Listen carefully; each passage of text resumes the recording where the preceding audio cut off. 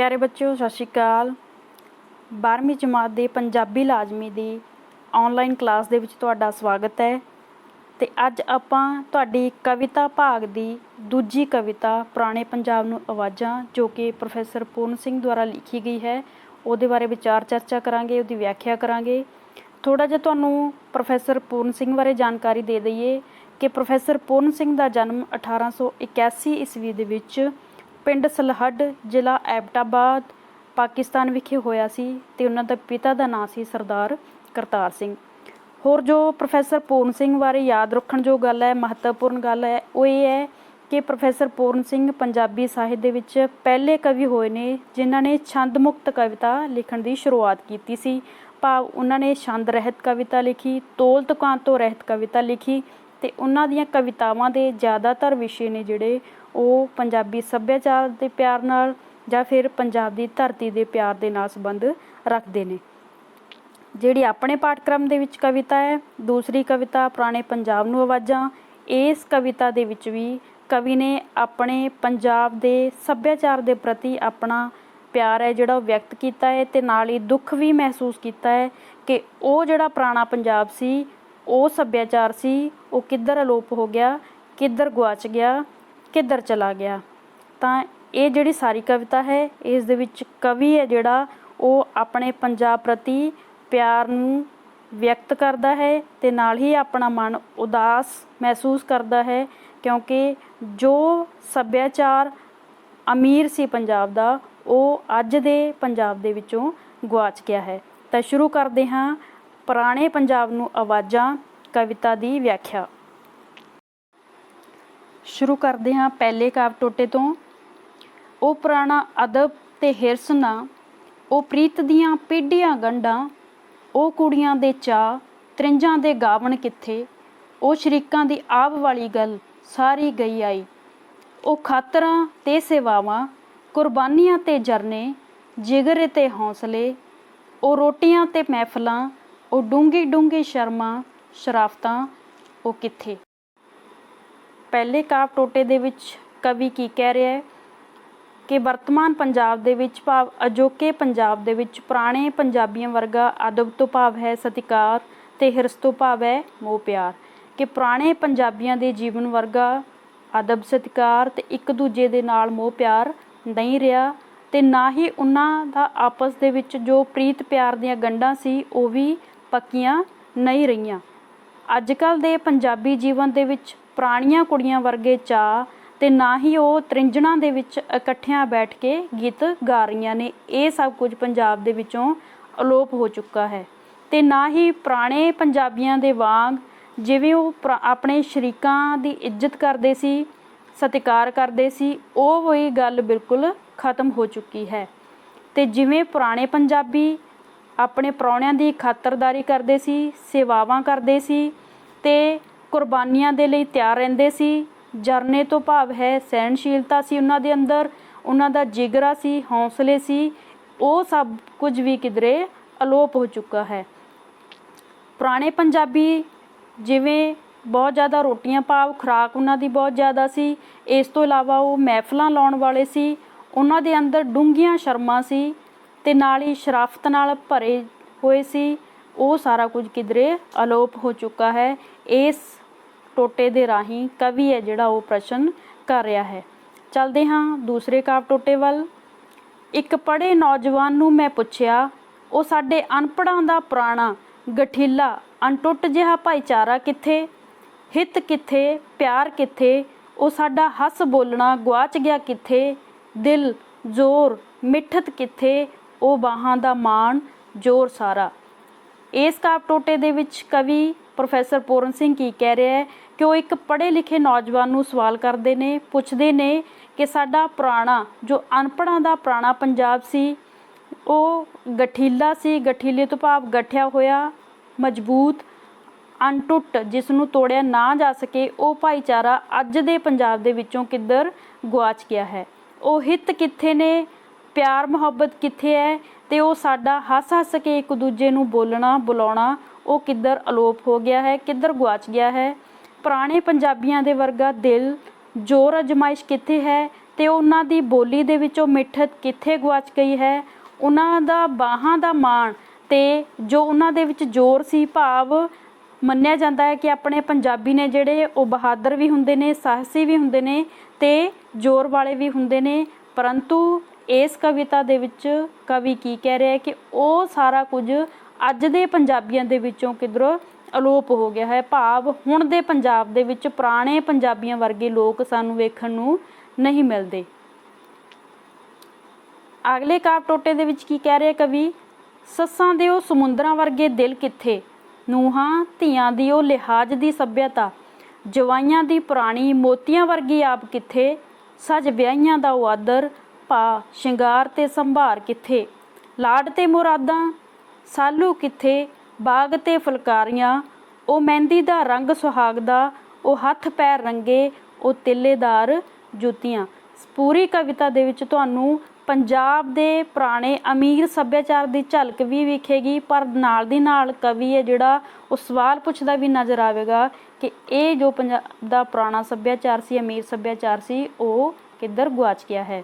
ਤਾਂ ਇਸ ਕਾਵਿ ਟੋਟੇ ਦੇ ਵਿੱਚ ਪ੍ਰੋਫੈਸਰ ਪੂਰਨ ਸਿੰਘ ਕੀ ਕਹਿ ਰਹੇ ਨੇ ਕਿ ਅੱਜ ਦੇ ਪੰਜਾਬ ਦੀਆਂ ਸੱਸਾਂ ਦਾ ਉਹ ਪੁਰਾਣੇ ਪੰਜਾਬ ਦੀਆਂ ਸੱਸਾਂ ਵਰਗਾ ਸਮੁੰਦਰ ਵਰਗਾ ਦਿਲ ਹੈ ਜਿਹੜਾ ਉਹ ਕਿੱਧਰ ਚਲਾ ਗਿਆ ਹੈ, ਕਿੱਧਰ ਅਲੋਪ ਹੋ ਗਿਆ ਹੈ।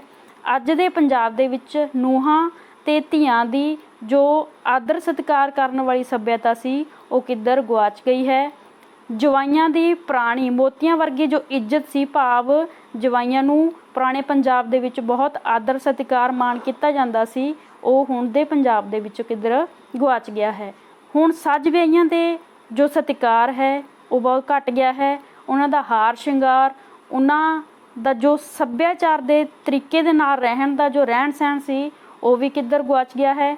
ਤੇ ਉਹਨਾਂ ਦੇ ਨਾਲ ਜੋ ਲਾਡ ਪਿਆਰ ਕੀਤਾ ਜਾਂਦਾ ਸੀ ਪੂਰੇ ਰਿਸ਼ਤੇਦਾਰਾਂ ਦੇ ਦੁਆਰਾ, ਤਾਂ ਉਹ ਵੀ ਕਿਧਰੇ ਗੁਆਚ ਗਿਆ ਹੈ। ਉਹਨਾਂ ਦੇ ਸਾਲੂ ਕਿੱਥੇ ਨੇ, ਸਾਲੂ ਤੋਂ ਭਾਵ ਹੈ ਵਿਆਹ ਦੇ ਸਮੇਂ ਇੱਕ ਲਾਲ ਰੰਗ ਦਾ ਕੱਪੜਾ ਹੈ ਜੋ ਕੁੜੀ ਦੇ ਸਿਰ ਉੱਪਰ ਦਿੱਤਾ ਜਾਂਦਾ ਸੀ, ਭਾਵ ਅੱਜ ਦੇ ਜ਼ਮਾਨੇ ਦੇ ਵਿੱਚ ਉਹ ਗੁਆਚ ਗਿਆ ਹੈ, ਬਿਲਕੁਲ ਵੀ ਦੇਖਣ ਨੂੰ ਨਹੀਂ ਮਿਲਦਾ। ਬਾਗ ਤੇ ਫੁਲਕਾਰੀਆਂ ਕਿਧਰੇ ਗੁਆਚ ਗਈਆਂ ਨੇ, ਉਹ ਵੇਖਣ ਨੂੰ ਨਹੀਂ ਮਿਲਦੀਆਂ। ਮਹਿੰਦੀ ਦਾ ਰੰਗ ਸੁਹਾਗ ਦਾ ਉਹ ਅੱਜ ਦੀਆਂ ਕੁੜੀਆਂ ਦੀ ਹਥੇਲੀ ਤੋਂ ਗੁਆਚ ਗਿਆ ਹੈ। ਤੇ ਉਹ ਹੱਥ ਪੈਰ ਰੰਗੇ, ਉਹ ਤਿੱਲੇਦਾਰ ਜੁੱਤੀਆਂ, ਤੇ ਨਾ ਹੀ ਪੰਜਾਬ ਦੀਆਂ ਮੁਟਿਆਰਾਂ ਦੇ ਪੈਰਾਂ ਦੇ ਵਿੱਚ ਉਹ ਤਿੱਲੇਦਾਰ ਜੁੱਤੀਆਂ ਅੱਜ ਦੇ ਪੰਜਾਬ ਦੇ ਵਿੱਚ ਵੇਖਣ ਨੂੰ ਮਿਲਦੀਆਂ ਨੇ। ਇਸ ਕਰਕੇ ਜੋ ਕਵੀ ਹੈ ਉਹ ਇਹ ਸਾਰਾ ਕੁਝ ਅਲੋਪ ਹੋ ਜਾਣ ਕਾਰਨ ਆਪਣੇ ਆਪ ਨੂੰ ਉਦਾਸ ਮਹਿਸੂਸ ਕਰਦਾ ਹੈ।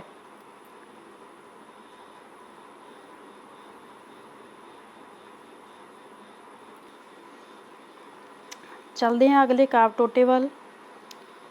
ਭਰਾਵਾ ਇਹ ਪੁਰਾਣੀ ਬੁੱਢੀ ਜਿਹੀ ਸਾਡੀ ਸੱਭਿਅਤਾ, ਦਰਿਆਵਾਂ ਝਨਾਵਾਂ ਦੇ ਫੇਰ ਵਾਲੀ, ਦੂਰੋਂ ਆਈ ਦੂਰ ਜਾਂਦੀ, ਬਿਰਾਦਰੀਆਂ ਮਿਲ ਮਿਲ ਜੀਣਾ ਕਿੱਥੇ, ਉਹ ਸਦੀਆਂ ਦੀ ਬੋੜ ਕਿਸ ਵੱਡੀ, ਉਹ ਪੁਰਾਣਾ ਪਿੱਪਲ ਕਿੱਥੇ ਉੱਡ ਗਿਆ, ਹਵਾ ਆਈ ਝੱਖੜ ਆਇਆ ਉਹ ਕਿਸ ਗੇਰਿਆ, ਉਹ ਜੰਗਲ ਜ਼ਰੂਰ ਸੀ ਪੁਰਾਣਾ ਦਦ ਕੱਢਿਆ, ਗੰਭੀਰ ਸੀ ਮੰਨਿਆ ਭਾਂਤ ਭਾਂਤ ਬੋਲੀਆਂ ਤੇ ਖਿਆਲ ਸੀ, ਅਸੀਂ ਅਣਜਾਣ ਸੀ ਇੱਕੋ ਜਿਹੇ ਸਿੱਧੇ ਸਾਦੇ ਕੰਮ ਕਰਨ ਵਾਲੇ ਹੱਡ ਸੀ, ਤੇ ਇੱਕ ਅੱਧ ਖਿਆਲ ਕੋਈ ਸੁਣਿਆ ਮੰਨਿਆ ਅਸਾਂ ਲਈ ਬਸ ਸੀ, ਉਸੇ ਵਿੱਚ ਬਹਿੰਦੇ ਉੱਠਦੇ ਜੀਂਦੇ ਜਾਗਦੇ, ਉਹ ਇੱਕ ਖਿਆਲ ਸਾਡੀ ਜੰਦ ਜਾਣ ਸੀ। ਤਾਂ ਇਸ ਕਾਵਿ ਟੋਟੇ ਦੇ ਰਾਹੀਂ ਜੋ ਕਵੀ ਹੈ ਉਹ ਨੌਜਵਾਨ ਮੁੰਡੇ ਨੂੰ ਭਰਾਵਾ ਕਹਿ ਕੇ ਸੰਬੋਧਨ ਕਰਦਾ ਹੋਇਆ ਆਪਣੇ ਵੇਲੇ ਦੀ ਪੰਜਾਬੀ ਸੱਭਿਅਤਾ ਨੂੰ ਯਾਦ ਕਰਦਾ ਹੋਇਆ ਕਹਿੰਦਾ ਹੈ ਕਿ ਉਹ ਸਾਡੇ ਵੇਲੇ ਦੀ ਇੱਕ ਪੁਰਾਣੀ ਬੁੱਢੀ ਜਿਹੀ ਜਿਹੜੀ ਸੱਭਿਅਤਾ ਸੀ ਉਹ ਦਰਿਆਵਾਂ ਝਨਾਵਾਂ ਦੇ ਫੇਰ ਵਾਲੀ ਸੀ, ਭਾਵ ਜਿਵੇਂ ਦਰਿਆ ਇੱਕ ਜਗ੍ਹਾ ਤੋਂ ਦੂਸਰੀ ਜਗ੍ਹਾ ਬੇਰੋਕ ਵਹਿੰਦੇ ਨੇ, ਉਸੇ ਤਰ੍ਹਾਂ ਹੀ ਉਹ ਪੁਰਾਣੀ ਪੰਜਾਬੀ ਸੱਭਿਅਤਾ ਵੀ ਇੱਕ ਜਗ੍ਹਾ ਤੋਂ ਦੂਸਰੀ ਜਗ੍ਹਾ ਆਉਂਦੀ ਜਾਂਦੀ ਸੀ, ਭਾਵ ਉਸ ਸਮੇਂ ਦੇ ਪੰਜਾਬ ਦੇ ਲੋਕਾਂ ਦਾ ਦੂਜਿਆਂ ਨਾਲ ਮਿਲਵਰਤਨ ਸੀ। ਬਿਰਾਦਰੀਆਂ ਮਿਲ ਮਿਲ ਜੀਣਾ ਕਿੱਥੇ, ਭਾਵ ਅੱਜ ਦੇ ਪੰਜਾਬ ਦੇ ਵਿੱਚ ਜੋ ਪੁਰਾਣੇ ਸਮੇਂ ਦੇ ਵਿੱਚ ਬਰਾਦਰੀ ਦੇ ਲੋਕ, ਭਾਵ ਭਾਈਚਾਰੇ ਦੇ ਲੋਕ ਮਿਲ ਕੇ ਬੈਠਦੇ ਸੀ, ਉਹ ਮਿਲ ਕੇ ਬੈਠਣਾ ਕਿੱਧਰ ਗੁਆਚ ਗਿਆ ਹੈ। ਉਹ ਜੋ ਪੁਰਾਣੀ ਸੱਭਿਅਤਾ ਸੀ, ਸਦੀਆਂ ਪੁਰਾਣੀ ਸੱਭਿਅਤਾ ਸੀ, ਬੋੜ ਵਾਂਗ ਸੀ, ਉਹ ਕਿਸ ਨੇ ਵੱਢੀ ਹੈ। ਉਹ ਜੋ ਸੱਭਿਅਤਾ ਰੂਪੀ ਪੁਰਾਣਾ ਪਿੱਪਲ ਹੈ ਉਹ ਕਿੱਧਰ ਉੱਡ ਗਿਆ ਹੈ। ਕੋਈ ਹਵਾ ਆਈ ਸੀ, ਕੋਈ ਝੱਖੜ ਆਇਆ ਸੀ, ਉਸ ਨੂੰ ਕਿਸ ਨੇ ਵੱਢ ਦਿੱਤਾ ਹੈ ਜਾਂ ਉਸ ਨੂੰ ਪੰਜਾਬ ਦੇ ਵਿੱਚੋਂ ਕਿਸ ਨੇ ਅਲੋਪ ਕਰ ਦਿੱਤਾ ਹੈ। ਉਹ ਜੋ ਪੁਰਾਣੀ ਸੱਭਿਅਤਾ ਸੀ ਉਹ ਮੰਨਿਆ ਕਿ ਜੰਗਲ ਵਰਗੀ ਸੀ, ਪਰ ਉਹ ਗੰਭੀਰ ਸੀ, ਉਹਦੇ ਵਿੱਚ ਸਿਆਣਪ ਸੀ। ਕਵੀ ਕਹਿੰਦਾ ਹੈ ਕਿ ਮੰਨਿਆ ਕਿ ਉਸ ਸਮੇਂ ਦੀ ਪੰਜਾਬੀ ਸੱਭਿਅਤਾ ਦੇ ਵਿੱਚ ਭਾਂਤ ਭਾਂਤ ਦੀਆਂ ਵੱਖਰੀਆਂ ਵੱਖਰੀਆਂ ਬੋਲੀਆਂ ਸੀ, ਲੋਕਾਂ ਦੇ ਵੱਖਰੇ ਵੱਖਰੇ ਖਿਆਲ ਸੀ। ਅਸੀਂ ਅਣਜਾਣ ਲੋਕ ਸੀ, ਭੋਲੇ ਲੋਕ ਸੀ, ਸਿੱਧੇ ਸਾਦੇ ਸੀ, ਇੱਕੋ ਜਿਹੇ ਸੀ, ਪਰ ਸਾਰੇ ਲੋਕ ਹੀ ਸੀ, ਕੰਮ ਕਰਨ ਵਾਲੇ ਸੀ, ਹੱਡ ਭੰਨਵੀਂ ਮਿਹਨਤ ਕਰਨ ਵਾਲੇ ਸੀ। ਉਸ ਸਮੇਂ ਦੇ ਪੰਜਾਬ ਦੇ ਲੋਕ ਕੀ ਸੀ, ਇੱਕ ਅੱਧਾ ਕੋਈ ਖਿਆਲ ਸੁਣਦੇ ਉਸ ਨੂੰ ਹੀ ਮੰਨਦੇ, ਉਸ ਦੇ ਵਿੱਚ ਹੀ ਰਹਿਣੀ ਬਹਿਣੀ ਸੀ ਉਹਨਾਂ ਦੀ, ਉਸ ਦੇ ਵਿੱਚ ਹੀ ਉੱਠਦੇ ਜਿੰਦੇ ਜਾਗਦੇ ਸੀ। ਭਾਵ ਆਪਣਾ ਪੂਰਾ ਜੀਵਨ ਹੈ ਜਿਹੜਾ ਉਸੇ ਇੱਕ ਖਿਆਲ ਦੇ ਨਾਲ ਬਤੀਤ ਕਰਦੇ ਸੀ, ਪਰ ਉਹ ਜੋ ਇੱਕ ਅੱਧਾ ਖਿਆਲ ਸੀ ਉਹੀ ਉਹਨਾਂ ਦੀ ਜਿੰਦ ਜਾਨ ਸੀ। ਭਾਵ ਕੀ ਹੈ ਕਿ ਪੰਜਾਬ ਦੇ ਲੋਕ ਪਹਿਲਾਂ ਭਾਵੇਂ ਇੱਕ ਅੱਧੇ ਖਿਆਲ ਦੇ ਨਾਲ ਆਪਣੀ ਜ਼ਿੰਦਗੀ ਗੁਜ਼ਾਰਦੇ ਸੀ, ਪਰ ਉਹ ਸਕੂਨ ਵਾਲੀ ਸੀ, ਮਿਹਨਤ ਕਰਨ ਵਾਲੀ ਸੀ, ਤੇ ਸਿੱਧੇ ਸਾਦੇ ਲੋਕਾਂ ਦਾ ਪੰਜਾਬ ਸੀ ਜਿਹੜਾ ਉਹ ਵਸਿਆ ਹੋਇਆ ਸੀ, ਬਣਾਇਆ ਹੋਇਆ ਸੀ। ਚੱਲਦੇ ਹਾਂ ਅਗਲੇ ਕਾਵਿ ਟੋਟੇ ਵੱਲ। ਸੋਹਣਿਆ ਤੂੰ ਦੱਸ ਨਾ ਉਹ ਵੇਲੇ ਕਿਉਂ ਲੱਦ ਗਏ, ਵਹਿਮ ਸਨ ਸਾਡੇ ਠੀਕ ਪਰ ਤੂੰ ਸਾਡੇ ਕੀ ਘੱਟ ਹਨ। ਨਾਮ ਬਦਲੇ ਰੂਪ ਬਦਲੇ ਤੱਕੇ ਨੀਜਲਾ, ਹੈ ਨ ਸਭ ਉਹੋ ਜਿਹੇ ਵਹਿਮ ਅੱਜ ਵੀ। ਆਦਮੀ ਦੀ ਪੂਜਾ ਛੱਡੀ ਮੰਨਿਆ ਗੁਨਾਹ ਸੀ, ਪਰ ਠੀਕਰੀਆਂ ਦੀ ਪੂਜਾ ਅੱਜ ਦੀ ਕਥਾਈ ਦਾ ਪੁੰਨ ਹੈ। ਸੇਵਾ ਕਰਨੀ ਮਜ਼ਦੂਰੀ ਮੰਗਣੀ ਨਾ ਕੁਝ ਜਹਿਲ ਸੀ, ਪਰ ਮੁਰਦਿਆਂ ਦੇ ਜੇਬੇ ਫੋਲਣੇ ਖਾਣ ਪੀਣ ਨੂੰ ਕਿਹੜਾ ਇਲਮ ਹੈ। ਅਸੀਂ ਗਰੀਬ ਸਾਂ, ਸੰਤੋਖ ਸਾਡਾ ਕਾਤਲ ਜ਼ਹਿਰ ਸੀ, ਕੂੜਾ ਪਾਪ ਕਰ ਅਮੀਰ ਹੋਣਾ ਵੇਲਾ ਵੇਲਾ ਇਹ ਬੇਸਬਰੀ ਕਦ ਅੰਮ੍ਰਿਤ ਬਣੀ ਸੀ। ਇਹਨਾਂ ਕਾਵਿ ਸਤਰਾਂ ਦੇ ਵਿੱਚ ਕਵੀ ਪ੍ਰੋਫੈਸਰ ਪੂਰਨ ਸਿੰਘ ਪੁਰਾਣੇ ਪੰਜਾਬੀ ਸੱਭਿਆਚਾਰ ਨੂੰ ਯਾਦ ਕਰਦਾ ਹੋਇਆ, ਆਵਾਜ਼ਾਂ ਮਾਰਦਾ ਹੋਇਆ ਅੱਜ ਕੱਲ੍ਹ ਦੇ ਇੱਕ ਪੰਜਾਬੀ ਨੌਜਵਾਨ ਨੂੰ ਪੁੱਛਦਾ ਹੈ, ਸਵਾਲ ਕਰਦਾ ਹੈ ਕਿ ਉਹ ਦੱਸੇ ਕਿ ਉਹ ਸੋਹਣੇ ਸਮੇਂ ਸੀ, ਪੁਰਾਤਨ ਸਮੇਂ ਸੀ, ਉਹ ਕਿਉਂ ਚਲੇ ਗਏ, ਕਿੱਥੇ ਚਲੇ ਗਏ। ਲੱਦ ਗਏ ਤੋਂ ਭਾਵ ਕਿੱਥੇ ਚਲੇ ਗਏ। ਕਵੀ ਪੁਰਾਤਨ ਪੰਜਾਬੀ ਸੱਭਿਆਚਾਰ ਦੀ ਤੇ ਅਜੋਕੇ ਪੰਜਾਬੀ ਸੱਭਿਆਚਾਰ ਦੀ ਤੁਲਨਾ ਕਰਦਾ ਹੈ ਇਸ ਕਾਵਿ ਟੋਟੇ ਦੇ ਵਿੱਚ, ਤੇ ਪੁੱਛ ਰਿਹਾ ਹੈ ਪੰਜਾਬੀ ਨੌਜਵਾਨ ਨੂੰ ਕਿ ਮੰਨਿਆ ਕਿ ਸਾਡੇ ਪੁਰਾਤਨ ਪੰਜਾਬ ਦੇ ਵਿੱਚ ਕੁਝ ਵਹਿਮ ਸਨ, ਪਰ ਉਹ ਇਹ ਵੀ ਨਾਲ ਕਹਿ ਰਿਹਾ ਹੈ ਕਿ ਅਜੋਕੇ ਪੰਜਾਬੀ ਸੱਭਿਆਚਾਰ ਦੇ ਵਿੱਚ ਜਾਂ ਅਜੋਕੇ ਪੰਜਾਬੀ ਜੀਵਨ ਦੇ ਵਿੱਚ ਕੀ ਕੋਈ ਵਹਿਮ ਹੈ ਜਿਹੜਾ ਉਹ ਨਹੀਂ ਹੈ। ਮੰਨਿਆ ਕਿ ਤੁਸੀਂ ਉਹਨਾਂ ਵਹਿਮਾਂ ਦੇ ਨਾਮ ਬਦਲ ਲਏ ਨੇ, ਰੂਪ ਬਦਲ ਲਏ ਨੇ ਉਹਨਾਂ ਦੇ, ਪਰ ਜੇ ਕਹਿੰਦੇ ਪੂਰੀ ਗੌਰ ਲਾ ਕੇ ਤੱਕੀਏ, ਨੀਝ ਲਾ ਕੇ ਤੱਕੀਏ ਜਾਂ ਪੂਰੇ ਧਿਆਨ ਨਾਲ ਵੇਖੀਏ ਤਾਂ ਤੁਹਾਡੇ ਵਿੱਚ ਵੀ ਪੁਰਾਤਨ ਸੱਭਿਆਚਾਰ ਦੇ ਵਾਂਗ ਵਹਿਮ ਅੱਜ ਵੀ ਮੌਜੂਦ ਹਨ। ਮੰਨਿਆ ਕਿ ਤੁਸੀਂ ਪੁਰਾਤਨ ਸਮੇਂ ਵਾਲੀ ਜੋ ਆਦਮੀ ਦੀ ਪੂਜਾ ਕਰਨ ਦਾ ਪ੍ਰਚਲਨ ਸੀ ਪੁਰਾਤਨ ਸੱਭਿਆਚਾਰ ਦੇ ਵਿੱਚ, ਮੰਨਿਆ ਕਿ ਉਹ ਗੁਨਾਹ ਸੀ, ਪਾਪ ਸੀ, ਪਰ ਕਹਿੰਦੇ ਠੀਕਰੀਆਂ ਦੀ ਪੂਜਾ ਕਰਨੀ, ਠੀਕਰੀਆਂ ਤੋਂ ਭਾਵ ਇੱਥੇ ਕਵੀ ਦਾ ਹੈ ਕਿ ਪੈਸਿਆਂ ਦੀ ਪੂਜਾ ਕਰਨੀ, ਪੈਸੇ ਦਾ ਪੀਰ ਬਣਨਾ, ਇਹ ਕਿੱਥੋਂ ਦਾ ਪੁੰਨ ਹੈ, ਇਹ ਕਿੱਥੋਂ ਦਾ ਸਹੀ ਗਿਆਨ ਹੈ। ਮੰਨਿਆ ਕਿ ਸਾਡੇ ਸਮਿਆਂ ਦੇ ਵਿੱਚ ਪੁਰਾਤਨ ਪੰਜਾਬ ਦੇ ਵਿੱਚ ਲੋਕਾਂ ਦਾ ਜ਼ਿਆਦਾਤਰ ਜੋ ਸੁਭਾਅ ਸੀ ਉਹ ਸੇਵਾ ਕਰਨਾ ਸੀ, ਮਜ਼ਦੂਰੀ ਮੰਗਣੀ ਨਾ ਭਾਵ ਮੰਗ ਕੇ ਨਾ ਖਾਣਾ ਉਹਨਾਂ ਦੇ ਸੁਭਾਅ ਦੇ ਵਿੱਚ ਸੀ। ਮੰਨਿਆ ਕਿ ਉਹਨਾਂ ਦਾ ਇੱਕ ਜਹਿਲਪੁਣਾ ਸੀ, ਗਵਾਰਪੁਣਾ ਸੀ, ਬੇਵਕੂਫੀ ਸੀ, ਪਰ ਕਹਿੰਦੇ ਅਜੋਕੇ ਜੋ ਪੰਜਾਬੀ ਜੀਵਨ ਦੇ ਵਿੱਚ ਔਗਣ ਪੈਦਾ ਹੋ ਚੁੱਕੇ ਨੇ, ਜਿਵੇਂ ਕਿ ਮੁਰਦਿਆਂ ਦੇ ਜੇਬ ਫਰੋਲਣਾ, ਕਹਿੰਦੇ ਇਹ ਤੁਹਾਡਾ ਕਿੱਥੋਂ ਦਾ ਪੁੰਨ ਹੈ।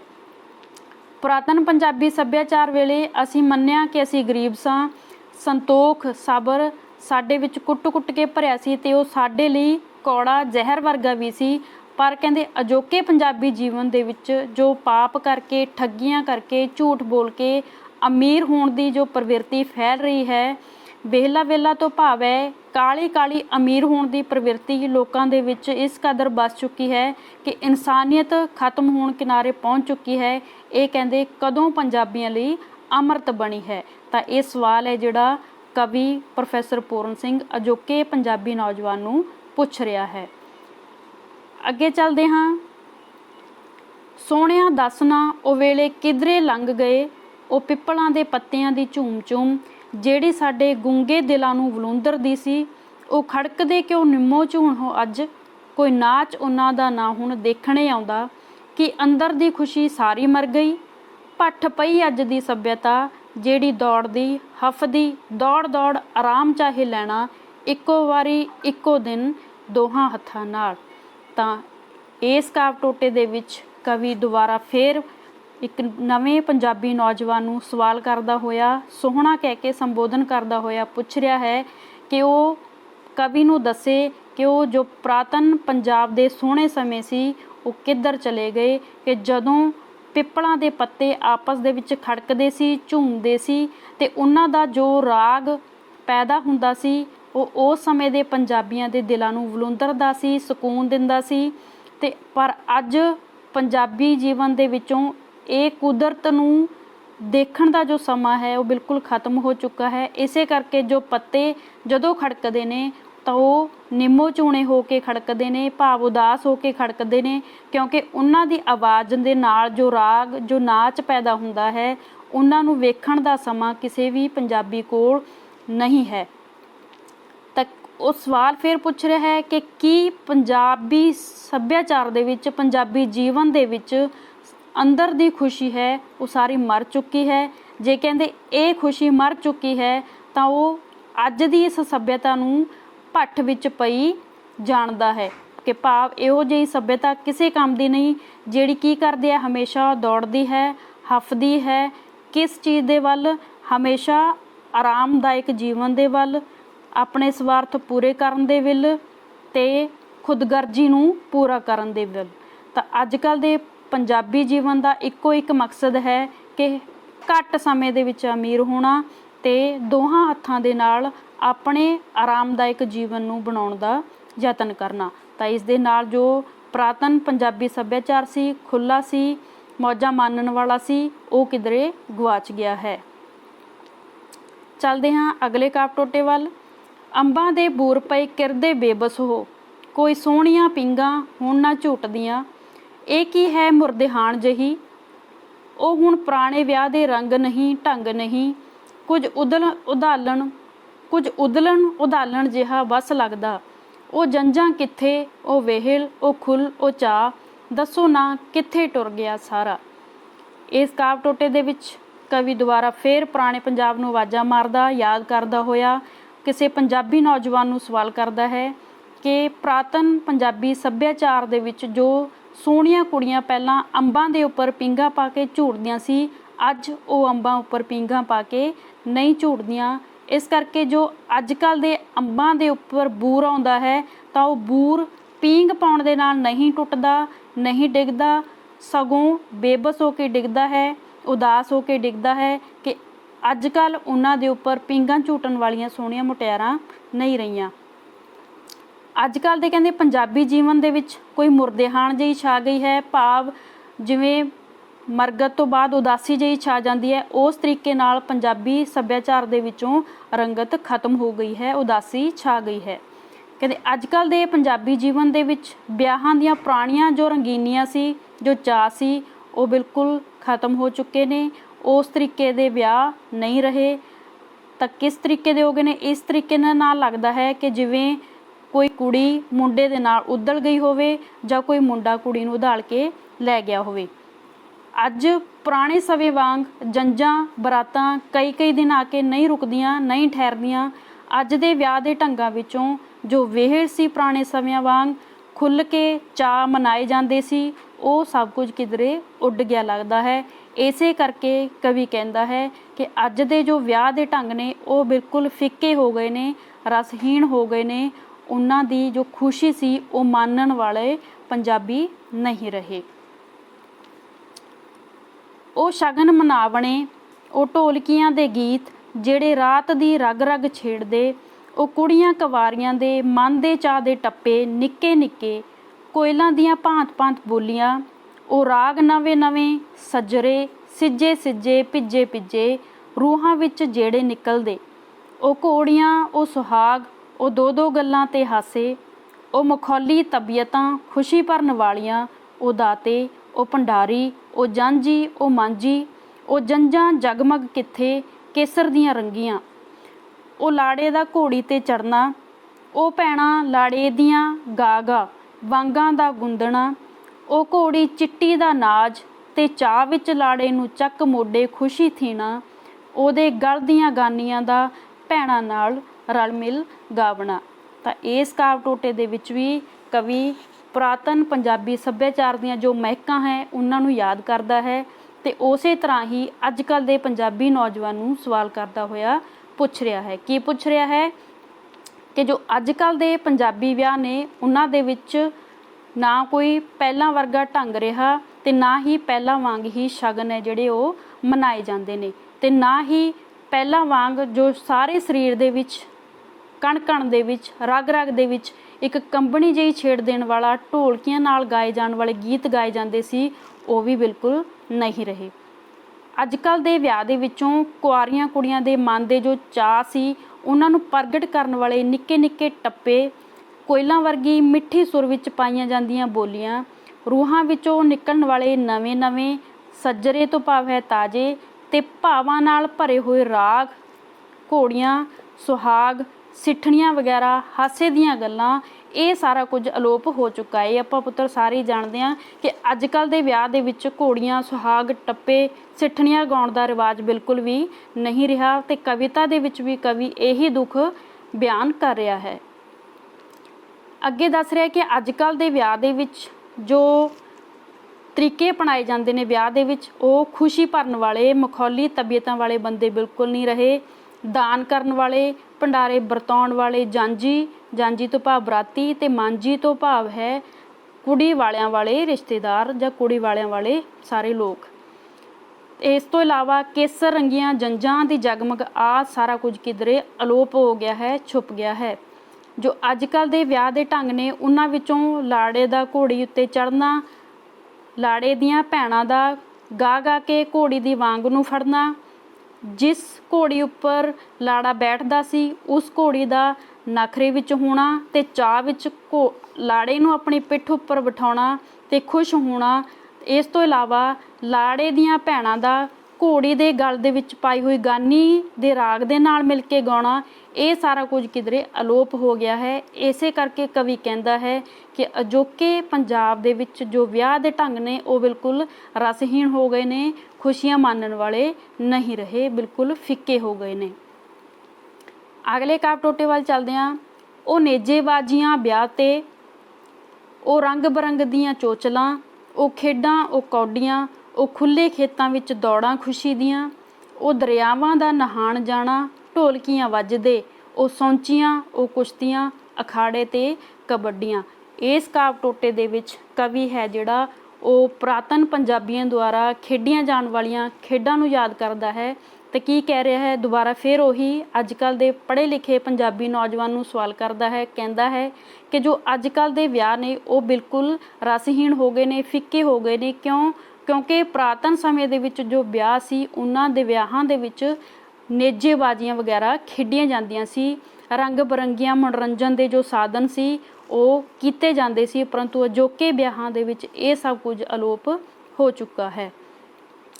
ਅੱਜ ਕੱਲ੍ਹ ਦੇ ਪੰਜਾਬੀ ਜੀਵਨ ਵਿੱਚੋਂ ਖੁਸ਼ੀ ਨਾਲ ਜੋ ਖੇਤਾਂ ਦੇ ਵਿੱਚ ਖੇਡਾਂ ਖੇਡੀਆਂ ਜਾਂਦੀਆਂ ਸੀ, ਕਬੱਡੀਆਂ ਕੌਡੀਆਂ ਖੇਡੀਆਂ ਜਾਂਦੀਆਂ ਸੀ, ਇਸ ਤੋਂ ਇਲਾਵਾ ਖੁੱਲ੍ਹੇ ਖੇਤਾਂ ਦੇ ਵਿੱਚ ਦੌੜਾਂ ਖੇਡੀਆਂ ਜਾਂਦੀਆਂ ਸੀ, ਦਰਿਆਵਾਂ ਦੇ ਵਿੱਚ ਢੋਲਕੀਆਂ ਵੱਜਦੇ ਹੋਏ ਨਹਾਉਣ ਜਾਣਾ, ਇਹ ਸਭ ਕੁਝ ਅਲੋਪ ਹੋ ਚੁੱਕਾ ਹੈ। ਇਸ ਤੋਂ ਇਲਾਵਾ ਸੌਂਚੀਆਂ ਇੱਕ ਖੇਡ ਹੈ ਜੋ ਪੰਜਾਬੀ ਗੱਭਰੂਆਂ ਦੀ ਜ਼ੋਰ ਅਜ਼ਮਾਇਸ਼ ਨੂੰ ਅਜ਼ਮਾਉਣ ਵਾਸਤੇ ਖੇਡੀ ਜਾਂਦੀ ਸੀ। ਪਹਿਲਾਂ ਕੁਸ਼ਤੀਆਂ ਦੇ ਅਖਾੜੇ ਖੇਡੇ ਜਾਂਦੇ ਸੀ, ਇਸ ਤੋਂ ਇਲਾਵਾ ਕਬੱਡੀਆਂ ਖੇਡੀਆਂ ਜਾਂਦੀਆਂ ਸੀ। ਤਾਂ ਇਹ ਸਾਰਾ ਕੁਝ ਪੰਜਾਬੀ ਜੀਵਨ ਦੇ ਵਿੱਚੋਂ ਅਲੋਪ ਹੋ ਚੁੱਕਾ ਹੈ। ਇਹ ਸਭ ਕੁਝ ਅਲੋਪ ਹੋ ਜਾਣ ਨਾਲ ਜੋ ਵਰਤਮਾਨ ਪੰਜਾਬੀ ਜੀਵਨ ਹੈ ਉਹ ਬਿਲਕੁਲ ਫਿੱਕਾ ਅਤੇ ਬੇਰਸਾ ਹੋ ਗਿਆ ਜਾਪਦਾ ਹੈ। ਚੱਲਦੇ ਹਾਂ ਅਗਲੇ ਕਾਵਿ ਟੋਟੇ ਵੱਲ। ਸਭ ਜੀਣ ਦਾ ਚਾਅ ਹੋਣ ਦਾ ਮਾਣ, ਥੀਣ ਦਾ ਨਸ਼ਾ ਕਿੱਥੇ, ਉਹ ਪਿਆਰੀ ਬਸੰਤ ਦੀਆਂ ਫੁੱਲਾਂ ਦੀਆਂ ਹੋਲੀਆਂ, ਬਾਗ ਬਾਗ ਭਰ ਪਿਚਕਾਰੀਆਂ ਰੂਪਾਂ ਦਾ ਖੇਡਣਾ, ਉਹ ਲੋਹੜੀਆਂ ਦੀ ਲੱਕੜਾਂ ਦੀ ਮੰਗ ਬੂਹੇ ਬੂਹੇ, ਉਹ ਕੁੜੀਆਂ ਦਾ ਜੁੜਨਾ ਅੱਗ ਦੇ ਚੁਫੇਰੇ ਤੇ ਗਿੱਧੇ ਪਾਪਾ ਗਾਉਣਾ। ਇਸ ਕਾਵਿ ਟੋਟੇ ਦੇ ਵਿੱਚ ਕਵੀ ਪੁਰਾਣੇ ਪੰਜਾਬ ਨੂੰ ਯਾਦ ਕਰਦਾ ਹੋਇਆ ਅੱਜ ਕੱਲ੍ਹ ਦੇ ਪੰਜਾਬੀ ਨੌਜਵਾਨ ਨੂੰ ਫਿਰ ਸਵਾਲ ਪੁੱਛਦਾ ਹੈ ਕਿ ਜੋ ਅੱਜ ਦੇ ਪੰਜਾਬੀ ਜੀਵਨ ਵਿੱਚ ਪੁਰਾਣੇ ਪੰਜਾਬ ਵਰਗਾ ਜਿਉਣ ਦਾ ਚਾਅ ਨਹੀਂ ਰਿਹਾ, ਪੁਰਾਣੇ ਪੰਜਾਬੀਆਂ ਵਾਂਗ ਆਪਣੀ ਹੋਂਦ 'ਤੇ ਮਾਣ ਨਹੀਂ ਰਿਹਾ, ਅਤੇ ਉਸ ਹੋਂਦ ਦੇ ਮਾਣ ਦਾ ਗਰੂਰ ਨਹੀਂ ਰਿਹਾ, ਨਸ਼ਾ ਨਹੀਂ ਰਿਹਾ, ਸਰੂਰ ਨਹੀਂ ਰਿਹਾ। ਇਸ ਤੋਂ ਇਲਾਵਾ ਕਹਿੰਦੇ ਅਜੋਕੇ ਪੰਜਾਬੀ ਜੀਵਨ ਦੇ ਵਿੱਚੋਂ ਜਦੋਂ ਬਸੰਤ ਰੁੱਤ ਆਉਂਦੀ ਸੀ, ਪਿਆਰੀ ਬਸੰਤ ਰੁੱਤ ਆਉਂਦੀ ਸੀ, ਤਾਂ ਉਸ ਸਮੇਂ ਹਰੇਕ ਬਾਗ ਦੇ ਵਿੱਚ ਜਦੋਂ ਫੁੱਲ ਖਿੜਦੇ ਸੀ ਤਾਂ ਫੁੱਲਾਂ ਦੀਆਂ ਹੋਲੀਆਂ ਵੀ ਬਿਲਕੁਲ ਮਨਾਈਆਂ ਨਹੀਂ ਜਾਂਦੀਆਂ। ਜਦੋਂ ਕਿ ਪਹਿਲਾਂ ਸਾਰੇ ਲੋਕ ਕੀ ਕਰਦੇ ਸੀ, ਉਹਨਾਂ ਰੰਗਾਂ ਦੀਆਂ ਪਿਚਕਾਰੀਆਂ ਭਰ ਕੇ ਆਪਸ ਦੇ ਵਿੱਚ ਰੰਗਾਂ ਦੀ ਖੇਡ ਖੇਡਦੇ ਸਨ। ਭਾਵ ਪੁਰਾਤਨ ਜੋ ਪੰਜਾਬੀ ਜੀਵਨ ਸੀ, ਪੰਜਾਬੀ ਸੱਭਿਆਚਾਰ ਸੀ, ਉਹ ਰੰਗਾਂ ਭਰਿਆ ਸੀ, ਖੁਸ਼ੀਆਂ ਭਰਿਆ ਸੀ ਤੇ ਖੁੱਲ੍ਹ ਕੇ ਜਿਉਣ ਵਾਲਾ ਸੀ। ਅੱਜ ਕਹਿੰਦੇ ਹਰ ਬੂਹੇ 'ਤੇ ਜਾ ਕੇ ਲੋਹੜੀ ਲਈ ਲੱਕੜਾਂ ਜੋ ਮੰਗਣ ਦੀ ਰਿਵਾਜ ਸੀ, ਉਹ ਬਿਲਕੁਲ ਅਲੋਪ ਹੋ ਗਿਆ ਹੈ। ਤੇ ਨਾ ਹੀ ਹੁਣ ਲੋਹੜੀ ਦੀ ਧੂਣੀ ਬਾਲ ਕੇ ਉਹਦੇ 4 ਚੁਫੇਰੇ ਜੁੜ ਕੇ ਕੁੜੀਆਂ ਗਿੱਧਾ ਪਾਉਂਦੀਆਂ ਨੇ ਤੇ ਨਾ ਹੀ ਗਾਉਂਦੀਆਂ ਨੇ। ਇਸ ਦੇ ਨਾਲ ਪੁਰਾਤਨ ਪੰਜਾਬੀ ਸੱਭਿਆਚਾਰ ਬਿਲਕੁਲ ਅਲੋਪ ਹੋ ਚੁੱਕਾ ਹੈ। ਵਹਿਮ ਜੇ ਉੱਡੇ ਤਾਂ ਉੱਡੇ ਸਦਕੇ, ਵਹਿਮਾਂ ਦਾ ਉੱਡਣਾ ਜ਼ਰੂਰ ਸੀ, ਪਰ ਸਾਡੀਆਂ ਸਾਰੀਆਂ ਖੁਸ਼ੀਆਂ ਨਾਲੇ ਗਈਆਂ। ਜਿੰਦ ਕਿੱਥੇ ਟੁਰ ਗਈ, ਨਾਲੇ ਰੂਹ ਕਿੱਥੇ ਟੁਰ ਗਿਆ। ਔਖਾ ਉਹ ਜਿੰਦਾਂ ਫਸਣੀਆਂ ਨੂੰ ਕੱਢਣਾ, ਕੰਡੇ ਨਾਲੋਂ ਫੁੱਲ ਨੂੰ ਤੋੜਨਾ, ਫੁੱਲ ਨੂੰ ਮਾਰਨਾ ਹੈ।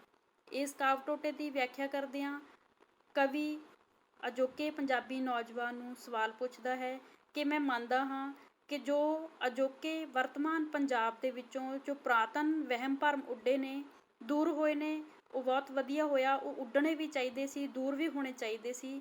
ਪਰੰਤੂ ਦੁੱਖ ਦੀ ਗੱਲ ਇਹ ਹੈ ਕਿ ਇਸ ਦੇ ਨਾਲ ਸਾਡੀਆਂ ਸਾਰੀਆਂ ਖੁਸ਼ੀਆਂ ਜਿਹੜੀਆਂ ਉਹ ਵੀ ਕਿਧਰੇ ਅਲੋਪ ਹੋ ਗਈਆਂ ਨੇ, ਦੂਰ ਹੋ ਗਈਆਂ ਨੇ। ਇਸ ਦੇ ਨਾਲ ਕਹਿੰਦੇ ਪੁਰਾਤਨ ਜੋ ਪੰਜਾਬ ਦੀ ਜਿੰਦ ਸੀ, ਜਾਨ ਸੀ, ਰੂਹ ਸੀ, ਉਹ ਕਿਧਰੇ ਤੁਰ ਗਈ ਹੈ, ਰੂਹ ਕਿਧਰੇ ਦੂਰ ਹੋ ਗਈ ਹੈ। ਇਸ ਤਰੀਕੇ ਦੇ ਨਾਲ ਕਹਿੰਦੇ ਜੋ ਪੰਜਾਬੀਆਂ ਦੀ ਪੁਰਾਤਨ ਰੂਹ ਸੀ, ਪੁਰਾਤਨ ਜਿੰਦਾਂ ਸੀ, ਉਹਨਾਂ ਨੂੰ ਅਜੋਕੇ ਦੁਖਾਂਤ ਦੇ ਵਿੱਚੋਂ ਕੱਢਣਾ ਬਹੁਤ ਮੁਸ਼ਕਿਲ ਹੈ। ਕਿਉਂਕਿ ਕਿਹਾ ਜਾਂਦਾ ਹੈ ਕਿ ਜੇ ਆਪਾਂ ਕੰਡੇ ਨਾਲੋਂ ਫੁੱਲ ਨੂੰ ਤੋੜਾਂਗੇ ਤਾਂ ਇਹਦਾ ਮਤਲਬ ਕੀ ਹੈ ਕਿ ਉਸ ਫੁੱਲ ਨੂੰ ਮਾਰਨਾ ਹੈ। ਕਿਉਂਕਿ ਕੰਡੇ ਦੇ ਨਾਲ ਜੁੜੇ ਰਹਿਣ ਕਰਕੇ ਹੀ ਉਹ ਫੁੱਲ ਜਿਉਂਦਾ ਰਹਿ ਸਕਦਾ ਹੈ। ਇਹ ਪ੍ਰਤੀਕ ਵਰਤਿਆ ਹੈ ਕਵੀ ਨੇ। ਕੰਡਿਆਂ ਤੋਂ ਭਾਵ ਕੀ ਹੈ ਕਿ ਜੋ ਪੰਜਾਬੀ ਸੱਭਿਆਚਾਰ ਦੇ ਵਿੱਚ ਬੁਰਾਈਆਂ ਨੇ, ਫੁੱਲ ਤੋਂ ਭਾਵ ਹੈ ਪੰਜਾਬੀ ਸੱਭਿਆਚਾਰ, ਕਿ ਜੋ ਬੁਰਾਈਆਂ ਨੂੰ ਆਪਾਂ ਪੰਜਾਬੀ ਸੱਭਿਆਚਾਰ ਦੇ ਵਿੱਚੋਂ ਤੋੜ ਦਿੱਤਾ ਤਾਂ ਉਹ ਕੀ ਹੈ, ਬਿਲਕੁਲ ਫੁੱਲ ਮੁਰਝਾ ਗਿਆ ਹੈ। ਇਸੇ ਤਰੀਕੇ ਦੇ ਨਾਲ ਹੀ ਪੰਜਾਬ ਦਾ ਜੋ ਸੱਭਿਆਚਾਰ ਸੀ, ਉਹਦੇ ਵਿੱਚੋਂ ਬੁਰਾਈਆਂ ਦੂਰ ਕਰਨ ਦੇ ਨਾਲ ਪੰਜਾਬ ਦੀ ਜੋ ਅਸਲੀ ਰੂਹ ਸੀ ਉਹ ਕਿਧਰੇ ਅਲੋਪ ਹੋ ਗਈ ਹੈ, ਖਤਮ ਹੋ ਗਈ ਹੈ। ਇਸ ਕਰਕੇ ਪੰਜਾਬ ਦੇ ਲੋਕਾਂ ਦੇ ਜੀਵਨ ਦੇ ਵਿੱਚੋਂ ਰਸ ਤੇ ਖੁਸ਼ੀਆਂ ਦੂਰ ਹੋ ਗਈਆਂ ਨੇ। ਚੱਲਦੇ ਹਾਂ ਅਖੀਰਲੀਆਂ ਸਤਰਾਂ ਦੇ ਵੱਲ।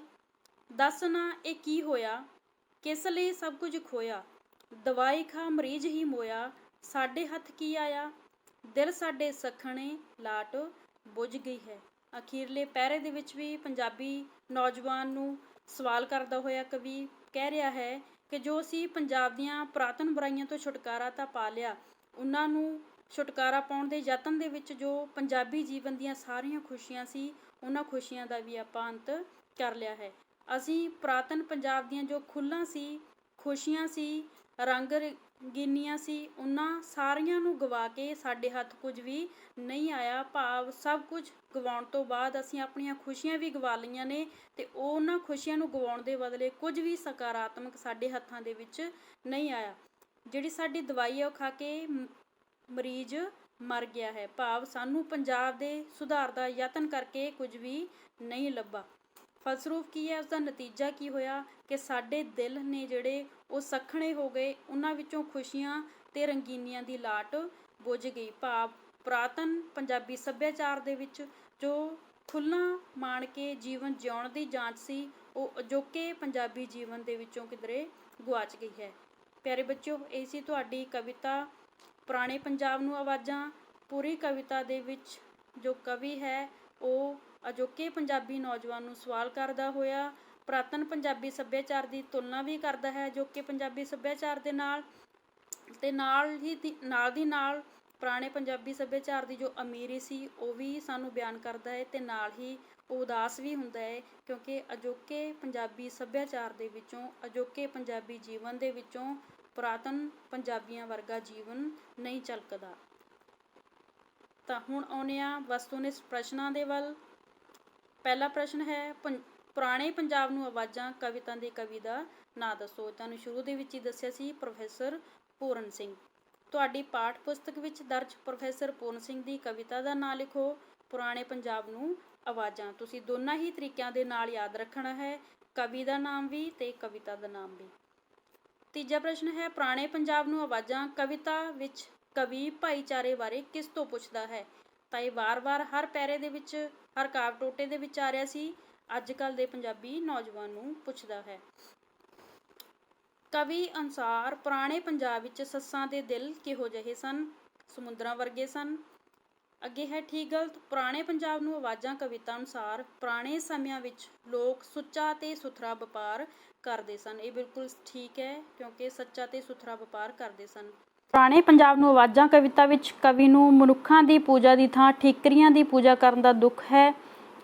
ਤਾਂ ਇੱਥੇ ਪ੍ਰਿੰਟਿੰਗ ਦੇ ਵਿੱਚ ਗਲਤੀ ਹੋਈ ਹੈ। ਇੱਥੇ ਉੱਤਰ ਆਏਗਾ ਹਾਂ, ਕਿਉਂਕਿ ਉਹਨਾਂ ਨੂੰ ਦੁੱਖ ਹੈ ਕਿ ਪੁਰਾਤਨ ਦੇ ਵਿੱਚ ਮਨੁੱਖਾਂ ਦੀ ਪੂਜਾ ਕੀਤੀ ਜਾਂਦੀ ਸੀ, ਪਰੰਤੂ ਅਜੋਕਾ ਮਨੁੱਖ ਹੈ ਜੋ ਠੀਕਰੀਆਂ ਦੀ ਪੂਜਾ ਕਰਦਾ ਹੈ, ਜੋ ਕਿ ਪਾਪ ਹੈ। ਤਾਂ ਇੱਥੇ ਉੱਤਰ ਆਏਗਾ ਹਾਂ। ਉਹ ਹੁਣ ਪੁਰਾਣੇ ਵਿਆਹ ਦੇ ਖਾਲੀ ਥਾਂ ਨਹੀਂ, ਖਾਲੀ ਥਾਂ ਨਹੀਂ। ਪੁਰਾਣੇ ਪੰਜਾਬ ਨੂੰ ਆਵਾਜ਼ਾਂ ਕਵਿਤਾ ਦੇ ਆਧਾਰ 'ਤੇ ਉਪਰੋਕਤ ਖਾਲੀ ਥਾਵਾਂ ਭਰੋ। ਤਾਂ ਇਹ ਕੀ ਹੈ ਕਿ ਉਹ ਹੁਣ ਪੁਰਾਣੇ ਵਿਆਹ ਦੇ ਰੰਗ ਨਹੀਂ, ਢੰਗ ਨਹੀਂ। ਪੁਰਾਣੇ ਪੰਜਾਬ ਨੂੰ ਆਵਾਜ਼ਾਂ ਕਵਿਤਾ ਵਿੱਚ ਭਰਪੂਰ ਚਿਤਰਣ ਹੋਇਆ ਹੈ। ਕਿਸ ਦਾ ਜ਼ਿਆਦਾਤਰ ਚਿਤਰਣ ਹੈ ਜੋ ਇਸ ਕਵਿਤਾ ਦੇ ਵਿੱਚ ਕੀਤਾ ਗਿਆ ਹੈ? ਤਾਂ ਪੰਜਾਬੀ ਸੱਭਿਆਚਾਰ ਦਾ ਚਿਤਰਣ ਕੀਤਾ ਗਿਆ ਹੈ। ਅੱਗੇ ਚੱਲਦੇ ਹਾਂ। ਪ੍ਰੋਫੈਸਰ ਪੂਰਨ ਸਿੰਘ ਦੀ ਕਵਿਤਾ ਪੰਜਾਬ ਨੂੰ ਆਵਾਜ਼ਾਂ ਦਾ ਕੇਂਦਰੀ ਭਾਵ ਲਿਖੋ। ਕੇਂਦਰੀ ਭਾਵ ਤੁਹਾਨੂੰ ਪਹਿਲਾਂ ਵੀ ਦੱਸਿਆ ਸੀ।